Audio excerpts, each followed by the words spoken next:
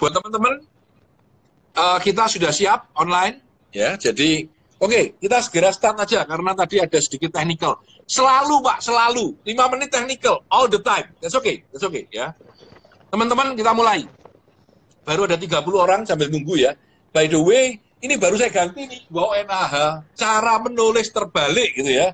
Jadi setengah mati, jadi tapi ya kita mencoba terus. Oke, mitra bisnis semuanya, kembali pada IG Live saya. Hari ini berbicara tentang negosiasi dalam dampak COVID-19. Saya bersama Ronald Sitolan, seorang teman yang cukup keren gitu ya. Saya akan introduce dulu, baru kita start. Relax saja, kita punya waktu 40 menit kira-kira ya. Yang pertama, saya kenal Pak Ronald ini sudah cukup lama, mungkin 10 tahun mungkin ya Pak Ronald ya? Ya. Saya lupa juga, 10 tahun lah. Kalau saya mengenal Pak Tanadi, tapi mungkin waktu itu Pak Tanadi belum kenal saya. Sejak tahun 2000-an saya sudah follow Pak Tanadi, Pak. Jadi Pak Tanadi itu... Soundmu kurang enak, Pak. Soundmu kurang enak suaranya, saya dengar. Saya nggak tahu kalau yang lain bisa kasih. Suaranya kurang baik ya? Ya, sedikit ya. Oke, sambil jalan saya menjelaskan ya.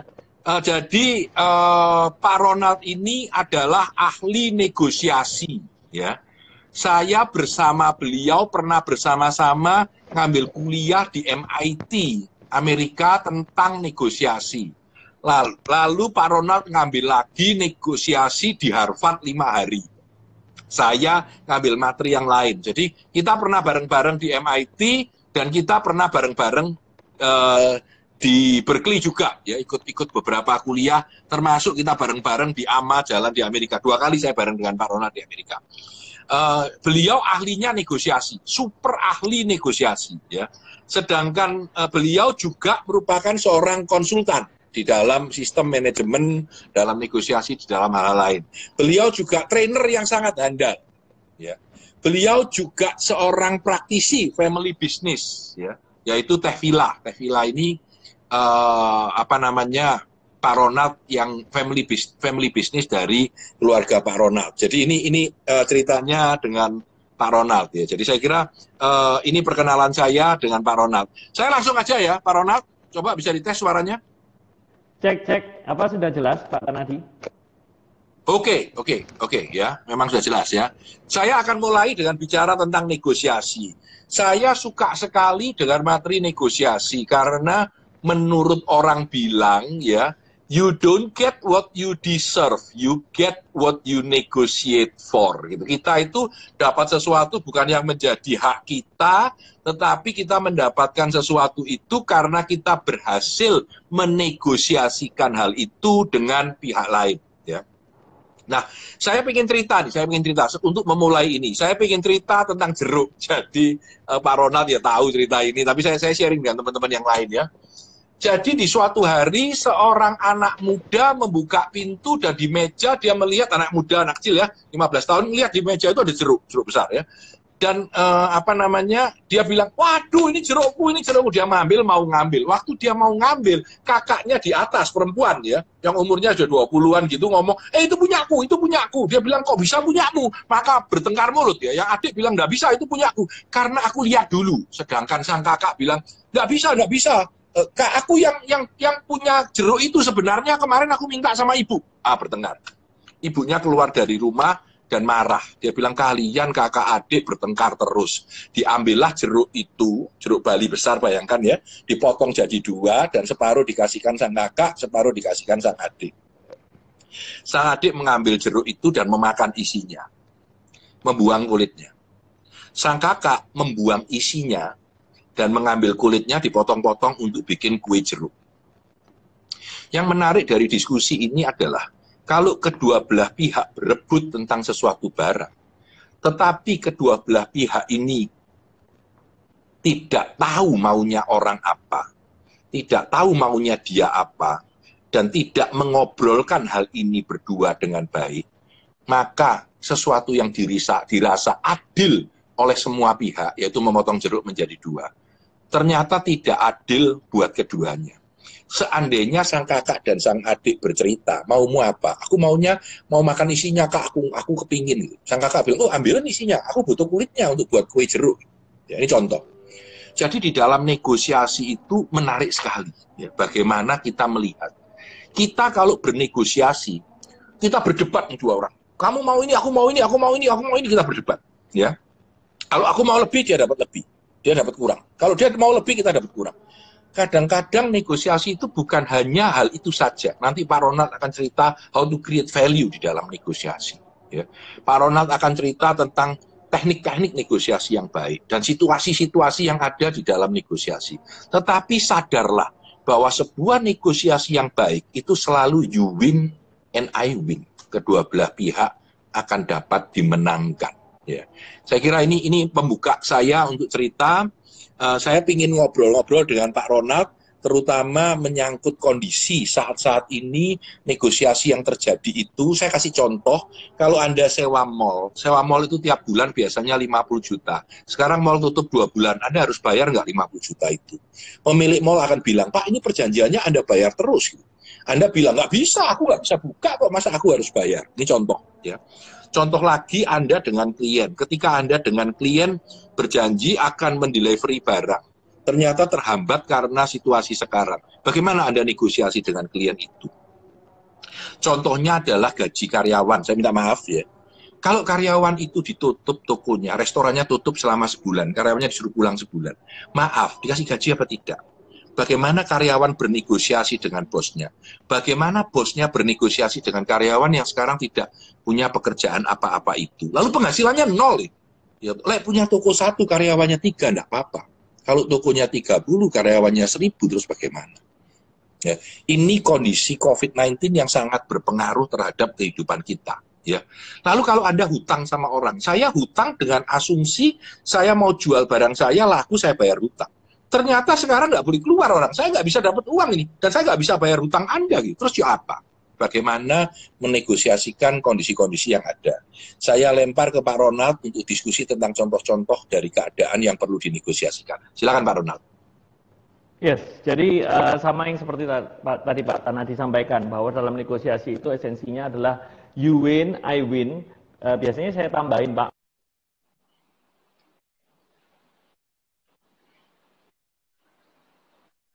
Saya diulang Pak, suaranya Pak, diulang. Setelah diulang. You win, I win, maybe. Suaranya nggak terlalu lancar Pak Ronald. Diulang lagi. Diulang sekali lagi. Oke. Sebentar. Coba.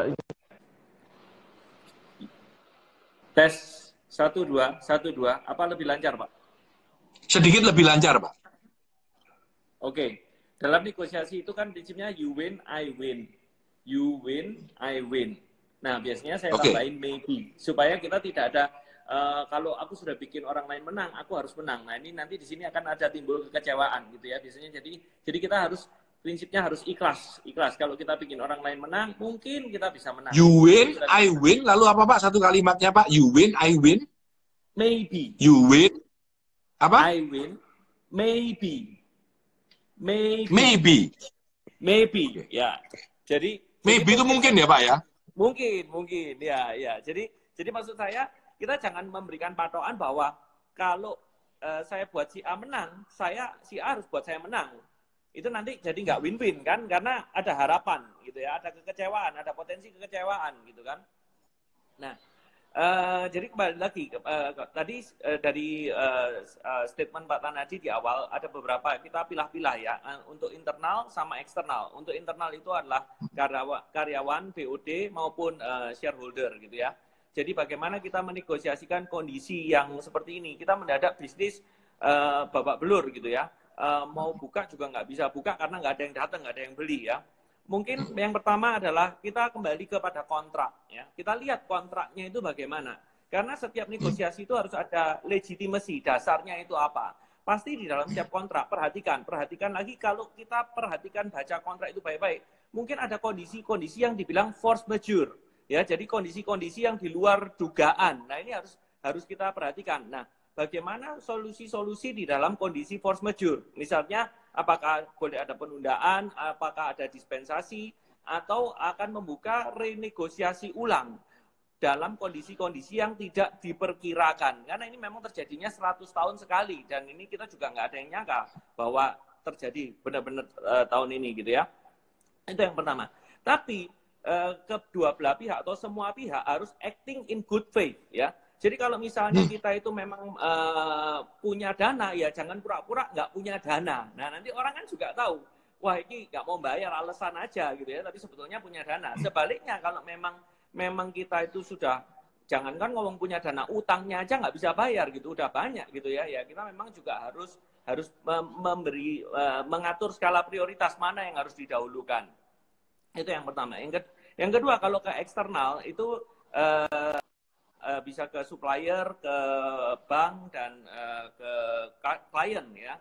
Nah, kita temuin mereka, kita bicarakan bahwa ini dampaknya begini. Jadi kita harus be truthful, be frank gitu ya, bahwa kondisi kita itu saat ini sebetulnya semuanya mau, kalau semuanya normal, semuanya mau untuk memberikan yang terbaik. Tapi karena kondisinya ini memang unprecedented, ya maksudnya sesuatu yang tidak pernah diduga dan terjadi. Mungkin yang pertama kali harus truthful, datang dan menemuin. Ya, kalau bisa dalam negosiasi itu kita harus face to face. Jadi bukan cuma lewat surat saja, tapi. Loh, tapi COVID ini susah loh Pak, face to face menjadi zoom to zoom loh Pak, hati-hati. Tapi takut deh Pak, bankernya takut, kita takut. Ini face to face ini jadi zoom to zoom gimana Pak? Sorry. Iya Pak, sorry Pak. Ya, memang intinya jangan hanya lewat surat. Telepon lebih baik kalau bisa dengan menggunakan teknologi meeting online ataupun dengan WhatsApp video call atau lain-lain, Zoom to Zoom dan segala macam.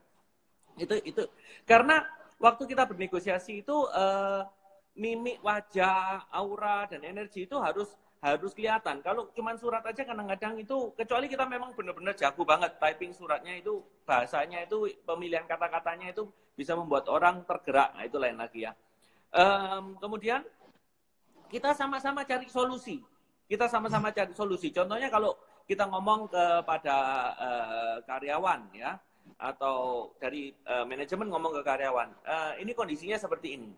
Kita semua tahu bahwa kita nggak ada income. Dan ini sudah berjalan kurang lebih 2 minggu, ya. Mungkin gaji bulan ini masih bisa dibayar, Maret lalu udah masih bisa dibayar. Tapi kita juga harus mikir, habis gini THR-an, karena mau bulan puasa, habis gini harus ada THR dan segala macam. Ini juga harus sudah dipikirkan. Bagaimana kita, apakah kita sudah, untuk perusahaan-perusahaan yang sudah mengalokasikan dana THR-nya, mungkin akan baik-baik saja, karena ada orang-orang yang well prepared. Jadi setiap bulan itu mengalokasikan 1/12 dari gajinya untuk seluruh karyawannya untuk dana THR. Jadi waktu THR nggak usah bingung cari uang lagi dari mana, tapi sudah ada alokasinya. Itu pun juga harus dipikirkan, karena kalau menggunakan itu gajian bulan, karena ini kan habis THR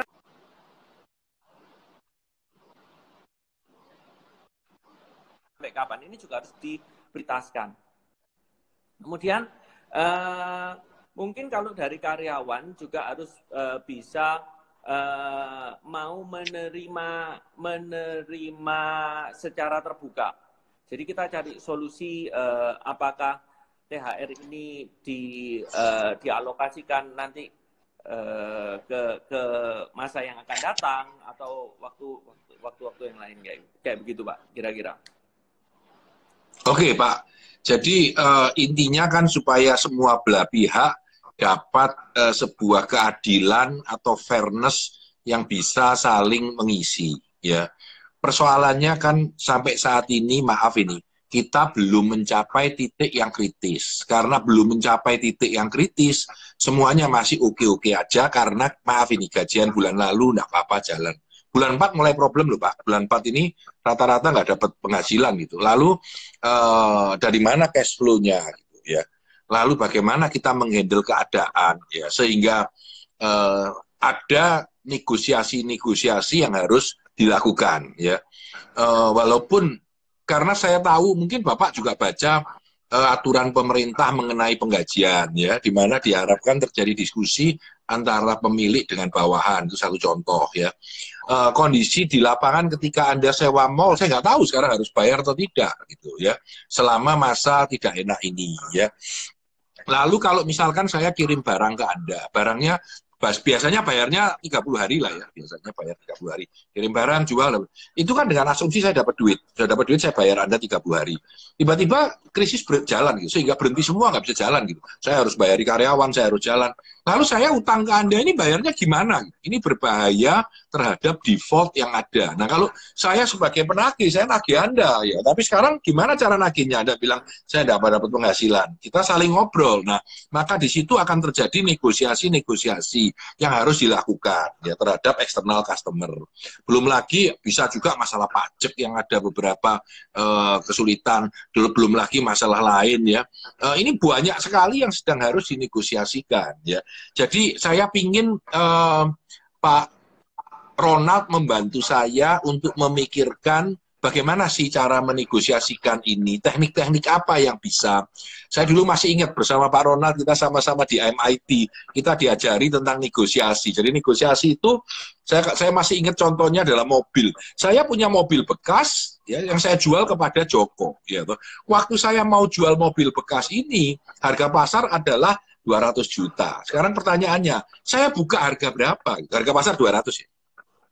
Ketika saya buka 230 juta dengan alasan ini kilometernya masih rendah dan lain-lain, itu disebut aspiration value, nilai yang saya harapkan, 230 juta.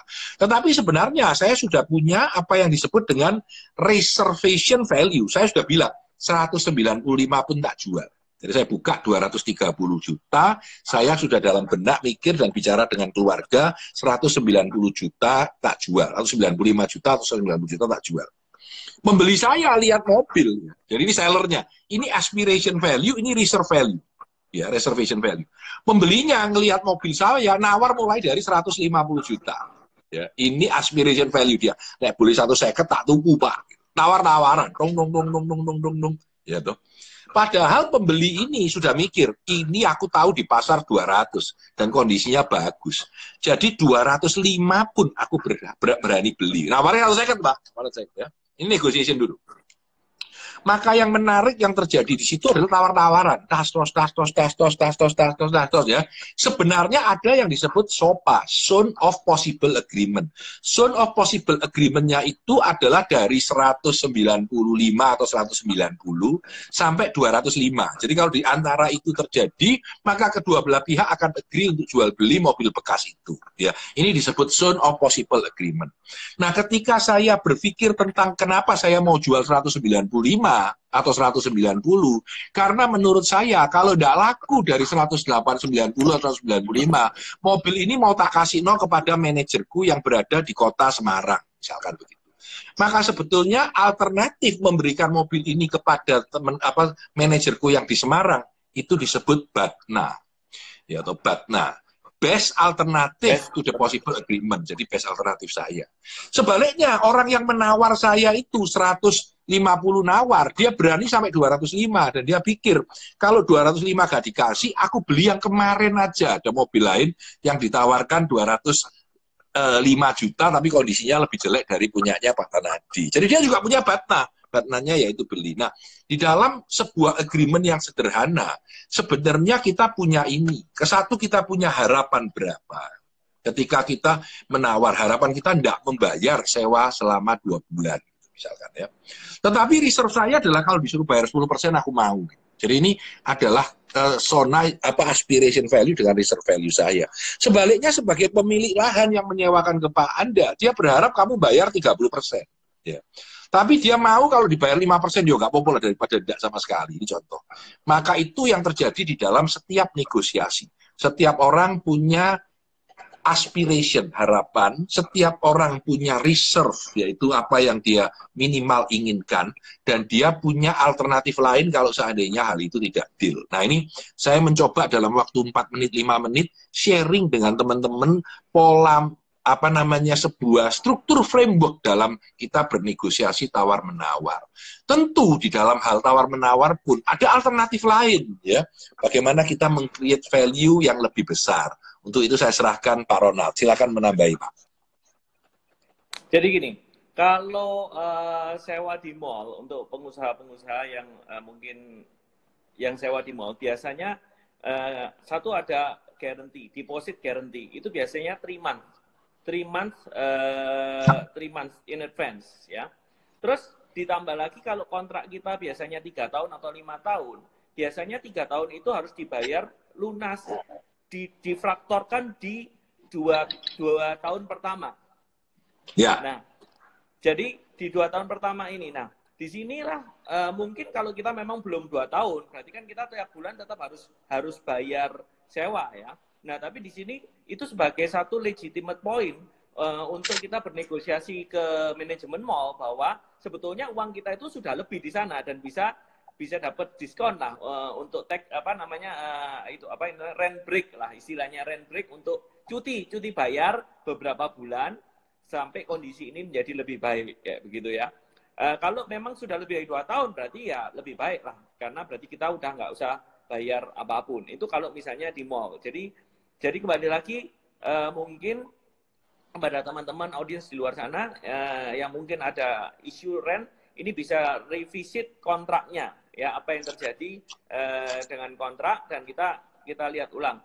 Kalau kita barusan mungkin sewanya 1 bulan 2 bulan, ya, nah ini yang mungkin rada problem gitu, karena mallnya mungkin, wah kamu barusan bayar 2 bulan terus minta break 2 bulan 3 bulan, nah ini nanti yang mungkin akan menjadi satu isu baru gitu ya. Tapi ada deposit, masih ingat harus ada deposit kan yang 3 bulan tadi itu ya. Itu yang pertama.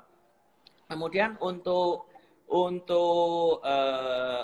karyawan memang semua sudah ada aturannya. Cuman terakhir dari Kementerian Tenaga Kerja ada surat edaran nomor 3 H404 bulan Maret tahun 2020 yaitu kalau memang didiagnose menderita sakit, apalagi sakitnya spesifik COVID-19, selama 14 hari harus dibayar. 14 hari. Tapi lebih dari 14 hari juga itu goodwill dari perusahaan. Ya. Terus kalau memang perusahaan tidak bisa beroperasi, nah ini harus dimusyawarahkan. Jadi ya didudukkan, diajak ngomong bersama, jangan sampai kita tahu-tahu nutup tempat usaha kita, terus karyawan kita kan juga bingung, ini kemana bosnya gitu ya. Jadi mungkin kita harus mengajak komunikasi. Menurut saya dalam negosiasi itu perlu ada komunikasi ya. Memang komunikasi ini akan menjadi semakin menantang dengan adanya isu social distancing ya. Jadi kalau memang mau ketemu ya mungkin jaraknya harus jauh-jauh atau mungkin pakai video call atau mungkin pakai negosiasi pakai IG live. IG live gitu diumumin gitu ya. Tapi kembali lagi bahwa harus ada itikat baik dari kedua belah pihak, karena kita nggak bisa semena-mena. Ini yang karena ini kan masa-masa prihatin. Ini masa-masa rasa kemanusiaan kita diuji. It's not only about money gitu ya. Tapi bagaimana kita bisa survive ya. Dan kita juga mau. Dan mungkin untuk para pengusaha, karyawan itu adalah tim kita, adalah aset kita yang paling berharga ya. Dan untuk karyawan kita juga harus mendoakan pengusaha kita atau bos kita, karena mereka itu perantara saluran berkat dari yang di atas kepada kantong masing-masing. Saya suka itu, perantara saluran berkat. Perantara saluran berkat. Nice. Ini perantara saluran berkat ini kalau mampet ini gawat ini gitu ya. Karena kita juga semuanya harus menyadari bahwa kita mau resign pun pindah kerja nggak semudah itu, karena orang pada lay off gitu ya. Yang paling ngerti kalau kita lihat beritanya di Jakarta itu PHK itu sudah auto PHK gitu ya, nggak perform, yang outsourcing semuanya auto. Bahkan yang freelance saja kita nggak ngomong PHK, yang freelance kayak partner ojek atau segala macam online itu semuanya juga kesulitan untuk mencari berkat gitu ya, untuk bertahan hidup. Ya, ini memang problem sosial yang harus kita pikirkan. Jadi intinya kembali ke negosiasi adalah kedua belah pihak harus mempunyai itikat baik dan bersyukur gitu ya. Oh, saya masih diberi kesehatan, saya tidak terjangkit. Apa yang bisa kita kerjakan dengan sebaik-baiknya. Kalau memang bisa take turn ya, take turn itu masuknya giliran satu minggu supaya meminimalisir potensi penularan dan tetap produktif, semuanya juga dapat gaji meskipun cuma mungkin separuh atau mungkin arrangementnya bagaimana, atau mungkin dibayarkan di bulan nanti yang kondisi sudah membaik, itu another story. Tapi at the end of the day, waktu kita masih sehat dan bisa menjadi berkat, ya ayo kita sama-sama untuk menjadi lebih baik dan dikomunikasikan. Kemudian apa silakan Pak. Silakan. Jadi gini, waktu juga yang selalu berjalan lebih cepat. Saya ingin sharing satu cerita dulu, yaitu satu solusi terhadap keadaan bila mana lockdown, bila mana tidak sampai terjadi kesepakatan antara kedua belah pihak. Saya akan memakai sebuah cerita, dan sesudah itu saya akan minta Pak Ronald untuk cerita tips-tips dalam menghadapi negosiasi. Jadi misalkan saya nggak bisa bayar nih selama bulan ini cicilan saya, atau saya tidak bisa tidak mampu memenuhi harapan pelanggan karena bahan bakunya tidak datang dari China, atau kondisi-kondisi yang ada dan dialami oleh teman-teman pengusaha. Saya minta Pak Ronald sesudah itu bisa memberikan tip kepada saya, kepada teman-teman semua. Sementara saya akan bercerita. Oke Pak Ronald ya. Jadi saya ingin cerita tentang seorang kaya yang sudah mau meninggal. Jadi ada seseorang yang sangat kaya, dia mau meninggal. Dan hartanya itu 17 ekor sapi. 17 ekor sapi, sekali lagi. 17 ekor sapi, dan dia punya 3 anak. Di dalam warisannya ketika dibuka setelah dia meninggal, ternyata ada tulisan begini, saya bagikan sapi-sapi saya seperti berikut. Ya, ibunya sudah meninggal, istrinya sudah meninggal lama. Yang pertama, anak pertama dapat setengah dari harta saya, anak kedua dapat 1/3 dari harta saya, dan anak ketiga dapat 1/9 dari harta saya. Saya ulangi, ya. Jadi anak pertama dapat setengah dari harta, yang kedua dapat 1/3, dan yang ketiga dapat 1/9. Oke ya. Nah kalau 17 dibagi 2, hasilnya adalah berapa? 8,5 gitu. Nggak ketemu. Ya. Memotong sapinya kan kasihan. 1/3 dari 17 berapa? Lebih ganjil lagi. Nah, sehingga akhirnya 3 orang anak ini menurut, dia mau sesuai dengan ayahnya, bingung. Jadi mereka mengajak saudara-saudaranya pergi ke sebelah. Di sebelah adalah seseorang yang sangat arif dan bijaksana. Ya, katakanlah ada seorang sufi. Dan 3 orang anak ini bilang, Pak Sufi, aku ini mau nurut orang tuaku ya. Gini loh, harta yang lain, uang sudah tak bagi, selesai. Beras sudah saya bagi, selesai. Sapi yang problem. Padahal kekayaan terbesar kita sapi gitu ya. Sapi kita punya 17 sapi. Nah, saya dapat setengah itu kan 8,5 ya, bingung aku. Ya. Anak kedua dapat 1/3, susah baginya. Ya. Anak ketiga dapat 1/9, susah lagi kan. Nah akhirnya apa yang terjadi? Sang sufi berpikir lama ya. Akhirnya dia bilang, saya juga tidak punya solusi anak-anakku. Tapi saya punya 1 sapi. Ya. 1 sapi ini tak pinjamkan atau tak berikan ke Anda pun tidak apa-apa, asal Anda bertiga bisa senang. Jadi akhirnya 17 ekor sapi milik ayahnya ditambah 1 sapi sang sufi, ya, jadi 18. Ya. Nah, setengah dari 18 itu berapa? 9 ya. 1/3 dari 18 itu berapa? 6. 6. 1/9 dari 18 itu berapa? 2. Jadi anak ke-1 dapat 9, anak kedua dapat 6, kalau ditambahkan jadi 15, anak ketiga dapat 2, ditambahkan lagi jadi 17. Ternyata setelah dibagi, sapinya sisa 1. Dan sapi itu dikembalikan kepada sang sufi. Ya, catatan ini saya tulis nanti, Anda bisa lihat di IG story saya, untuk perinciannya. Saya sudah coret-coret, saya akan taruh ya, karena Anda tidak lihat angkanya, Anda akan bingung. Tapi yang menurut saya menarik adalah, apa fungsi sang sufi di sana dengan meminjamkan satu sapi saja? Ya. Fungsi sang sufi adalah menjadi pihak penengah yang membuat transaksi ini terjadi dan selesai dengan baik. Dan setelah selesai, dia kembali lagi dan sapinya tidak dirugikan. Pikirkan itu, ya.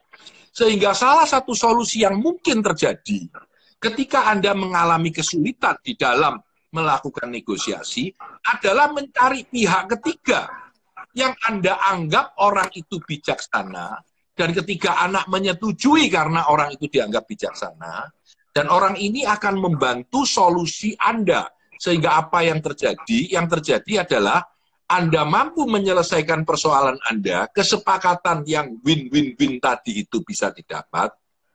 Ya. Sementara pihak ketiga sebetulnya tidak dirugikan apa-apa, karena sapi sang sufi telah dikembalikan kepada sang sufi. Pak Ronald, silakan untuk tips-tipsnya. Ya, jadi kalkulasikan risiko kita. Kalkulasikan risiko kita. Dalam setiap negosiasi itu kita harus selalu mengkalkulasi risiko, ya.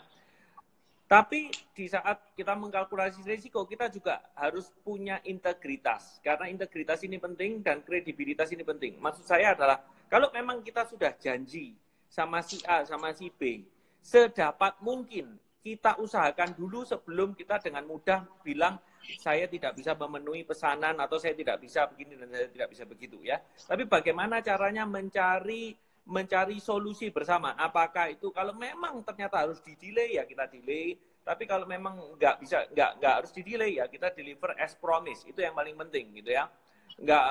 Kalau dari saya pribadi, walaupun dolarnya naik dari 14.000 jadi 16.000, bahkan hampir 17.000, kalau memang kita sudah deal, sudah kontrak, dan memang kita masih bisa mensuplai, ya kita harus supply, ya. Untuk ke depan ya kita lain lagi hitungannya. Tapi untuk saat ini yang sudah deal, ya kita harus supply. Kalau kita memang nggak ada barang, ya kita cari alternatifnya, gimana caranya, tapi harus dikomunikasikan dengan baik. Itu yang berikutnya. Terus habis gitu juga selaraskan persepsi. Jadi kayak tadi ceritanya saya ingat di awal Pak Tanadi menceritakan tentang jeruk. Sebetulnya mungkin saja mereka butuh, tapi nggak butuh sekarang. Mereka cuma bersiap-siap. Atau mereka butuh sekarang, tapi nggak sebanyak itu. Jadi mungkin bisa kita cicil. Misalnya ordernya 100, bisa kita partial deliver. Misalnya 20, dan seterusnya, dan seterusnya. Jadi itu alternatif-alternatif yang mungkin bisa terjadi. Dan setiap negosiasi harus mempunyai data. Ya, mempunyai data untuk legitimasi, ya. Dan saya sangat setuju juga dalam negosiasi kayak tadi itu mungkin ada mediator atau mediasi, kita harus cari orang yang bisa mengambil keputusan, higher authority. Jadi in this difficult times, di saat-saat yang sangat sulit ini, kita nggak bisa melakukan ya masih berjenjang terlalu lama untuk mengambil keputusan. Kalau bisa bos ketemu bos, pimpinan ketemu pimpinan, direktur ketemu direktur. Ini supaya komunikasinya lebih smooth dan keputusannya bisa lebih cepat dan tepat. Karena kalau misalnya melalui beberapa layer, itu mungkin ada distorsi komunikasi dan mungkin ada kepentingan-kepentingan atau kesalahpahaman. Ini yang harus dipersingkat gitu ya. Jadi harus ditemukan kayak begitu. Kira-kira demikian, Pak Tanadi. Saya rem sedikit, Pak. Yang pertama adalah kalkulasikan risiko. Yang kedua adalah jaga integritas Anda. Yang ketiga adalah selaraskan persepsi. Tadi yang keempatnya apa, Pak? Kalau menurut Bapak dari kacamata itu? Cari orang yang bisa ambil keputusan. Karena kalau kita ngomongnya berjenjang, kelamaan, Pak. Ada distorsi komunikasi, mungkin ada kepentingan lain dan segala macam. Cari orang yang bisa ambil keputusan. Jadi siapa yang bisa ngambil keputusan? Apakah manajernya, apakah direkturnya, apakah ownernya? Cari orang itu dan lihat bagaimana kredibilitasnya beliau gitu ya. Jadi supaya kita bisa memberikan solusi yang terbaik, win-win untuk kedua belah pihak. Ya, jadi ada pertanyaan, benar nggak orang ketiga, ada orang penengah yang harus ada? Menurut saya tidak selalu perlu. Kadang-kadang perlu, kadang-kadang tidak. Orang ketiga diperlukan ketika sebuah kesepakatan itu tidak mudah dicapai dan belum tercapai karena pihak A dan pihak B punya perbedaan persepsi yang belum ditemukan. Tetapi bila mana pihak A dan pihak B sudah sama-sama bisa mau, maka hal itu tidak perlu pihak ketiga. Betul ya Pak Ronald ya? Jawaban saya. Oke, saya kira waktunya kembali, saya selalu tidak cukup, saya tahu, dan selalu kita kalau bisa ngobrol bisa 1 jam, saya dengan Ronald kalau ngobrol bisa panjang, tapi setidaknya saya ingin Ronald menutup sesi kita setengah jam ini dengan apapun yang Pak Ronald bisa sharingkan. Silakan, kita akan masuk pada sesi penutup, silakan. Salah satu orang yang mungkin dikenal oleh dunia dan sangat menginspirasi karena cintanya, ya, itu adalah Nelson Mandela. Ya, Nelson Mandela ini pernah dipenjara, pernah di macam-macamin, tapi dia tetap, dan dia bilang begini, negosiasi dan diskusi adalah salah satu senjata terbesar yang kita miliki, kita umat manusia miliki untuk mendukung dunia yang lebih damai dan lebih baik. Jadi maksudnya adalah, ayo, semua itu pasti ada solusinya, semua itu bisa dinegosiasikan, semuanya itu harus dikomunikasikan. Tentu di dalam masalah-masalah sulit ini kita harus saling membuka diri, saling memahami, stay healthy and humanity will prevail. Oke, teman-teman sekalian, ini adalah sesi 30 menit IG Live saya, Tanadi Santoso, ya, IG Live-nya di atas itu, bawah NAH, ya. Kali ini dengan Pak Ronald Sitolang. Besok dengan Pak Roma saya akan berbicara tentang strength base, ya. Bagaimana menguatkan kelebihan kita. Kita akan berbicara setengah jam tentang strength base yang berbasis pada Gallup model. Jadi Gallup model. Besok kita akan bicara tentang strength base.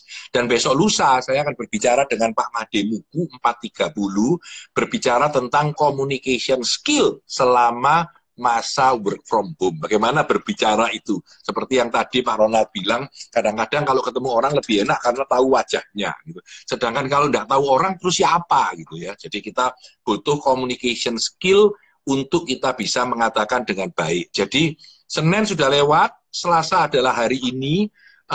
Materi saya ini masih akan di-save di IG Live saya. Jadi buat teman-teman kalau punya teman yang ingin tahu tentang negosiasi, ngobrol ringan, ya bisa masuk ke IG Live saya untuk melihat negosiasi. Besok kita bicara tentang strength base. Bagi yang tertarik itu apa, bisa ikut. Kalau waktunya mepet tidak bisa ikut, bisa lihat yang 24 jam masih akan ada di IG saya. Dan besok lusa, hari Kamis, kita akan berbicara tentang communication. Jumat saya tidak tahu karena Jumat adalah Jumat Agung, hari libur, ya. Sabtu saya juga tidak tahu apakah akan diisi atau tidak, ya. Setidaknya minimal Senin, Selasa, Rabu, Kamis ada kemungkinan Jumat, Sabtu juga akan kita isi, ya. Untuk itu saya berterima kasih atas waktunya untuk bersama-sama dengan kami. Bagi yang masih mau boleh akses ke https://online.bwi bisnis bwi-indonesia.com, ya, dan Anda bisa mengakses 2 materi saya yang sudah saya upload. Yang pertama adalah Leadership 101, ya, dan yang kedua adalah The Science of Happiness. Ini jauh lebih komprehensif, teori dan lain-lain, yang biasanya harus berbayar selama 83.000 gitu ya. Saya buat 83.000 karena 200.000 kemahalan, kita diskon. Tetapi selama bulan April itu free, jadi Anda tinggal mengambil akses code-nya itu di mana. Anda masuk ke IG saya di Tanadi Santoso bawah NAH ke IG saya, dan di sana ada 2. Satu tulisannya happiness, satu tulisannya adalah Leadership 101. Anda klik dan di bawahnya itu ada keterangan bagaimana caranya masuk, dan ada passcode atau kode rahasia yang bisa Anda masukkan passcode-nya. Ketika Anda masukkan, maka pelajaran di situs itu akan gratis. Jadi selama bulan 4 kita punya work from home, situsnya gratis. Silakan dinikmati, ya. Terima kasih teman-teman. Last iklan. Wah, ini kan iklan terus, Pak, ya, sorry. Last iklan.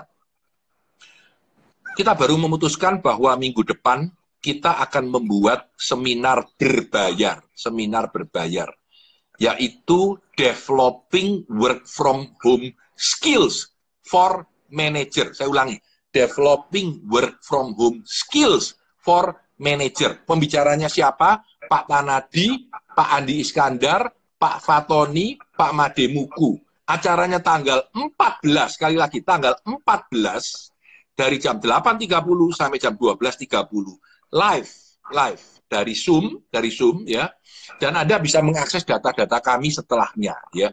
Ini cukup menarik buat mereka yang lagi mau belajar, bisa tunggu, mungkin iklannya besok baru jalan ya.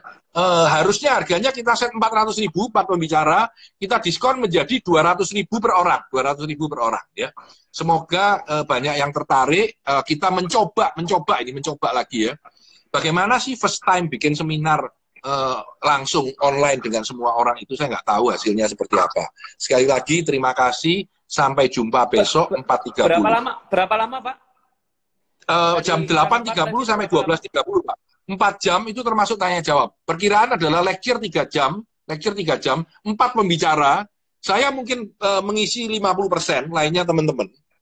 Jadi karena supaya ada variasi dan sharingnya tidak membosankan, Anda ngelihat muka saya gini 4 jam belenek Pak, bisa-bisa muntah. Jadi ada saya, ada Pak Fatoni, ada Pak Andi, ada Pak Made Muku, kita berempat. Kita tidak di satu ruang. Yang Pak Made di Bali gitu ya, dan yang lain juga. Tapi kita sudah set hari Selasa minggu depan, tanggal 14 April, kita akan bicara tentang developing work from home skills for manager. Sekali lagi, terima kasih. Sampai jumpa besok. Pak Ronald, terima kasih banyak. Terima kasih. Sehat-sehat selalu, Pak. Sehat-sehat selalu.